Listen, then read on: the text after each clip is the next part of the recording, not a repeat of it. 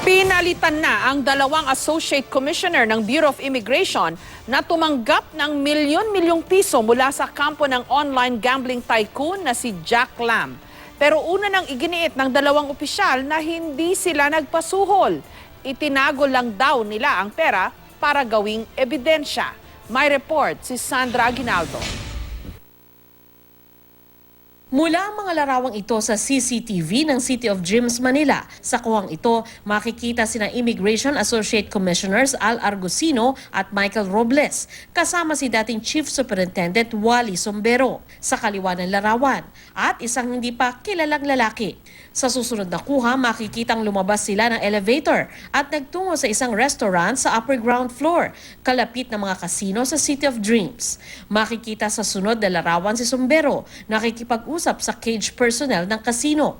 Ayon sa source ng GMA News, kino-coordinate ni Sombero ang pag-withdraw ng pera mula sa cage personnel. Maya-maya pa, makikita na inilabas na ang pera at inilagay sa ibabaw ng counter. 30 bundle ito ng tig 1,000 pesos o 30 million pesos na isinilid ng isang lalaki sa paper bag. Sa bigat ng pera, nasira pa nga ang paper bag tulad ng makikita sa larawang ito. Ang mga pera nagkasya sa 5 paper bag. Bit-bit ng grupo nina Argusino, Robles at Sombero habang palabas ng restaurant. Dumiretso sila sa ground floor parking. Sa kotseng puti na ito sumakay si Argusino at isa niyang kasama nang umalis sa City of Dreams. Ito naman ang sasakyang ginamit ni Robles. Ayon sa source, ito yung mga nangyari matapos makipagpulong si Sombero at negosyanteng si Jack Lam kay Justice Secretary Vitaliano Aguirre kung saan sinubukan umano siyang suhulan ni na Sombero at Lam.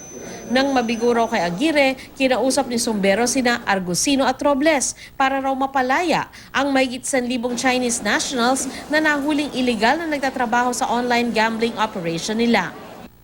Naka-leave of absence sina Argusino at Robles mula December 12 hanggang January 11, 2017. Bagamat nirekomenda na ni Aguirre sa Pangulo na sibakin sila sa pwesto.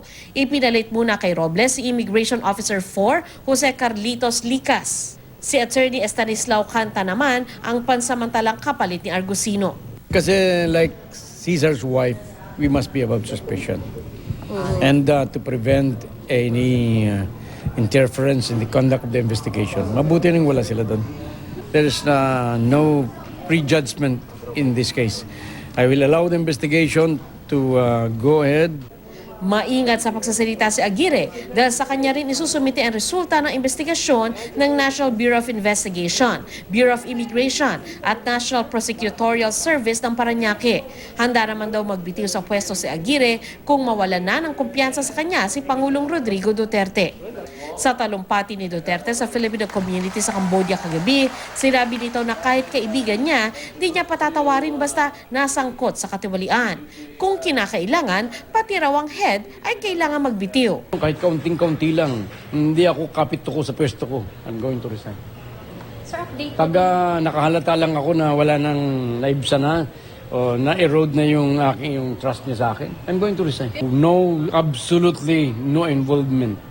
Dagdag ni Aguirre, hindi raw maaring arestuhin ng basta sina Argusino at Robles kahit pa inamin ng mga ito na tumanggap sila ng pera mula kay Sombero bilang ebidensya raw. Kung may nag-set up sa kanila, it's possible kung halimbawa talagang nagkaroon ng bribery. Pero hindi nangyari yun. So, kaya nga nagkakaroon ng full-blown investigation. Actually, yung pera, binilang kahapon, nakita naman ninyo Kulang na 1,000.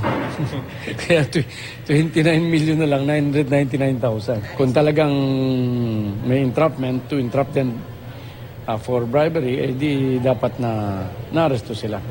Nagtungo naman sa NBI ang abogado ni Sombero para raw linawing hindi guilty ang kliyente sa bribery na ibinibintang sa kanya. Kaya nga raw bumalik ito ng bansa at nagpasailalim sa protective custody.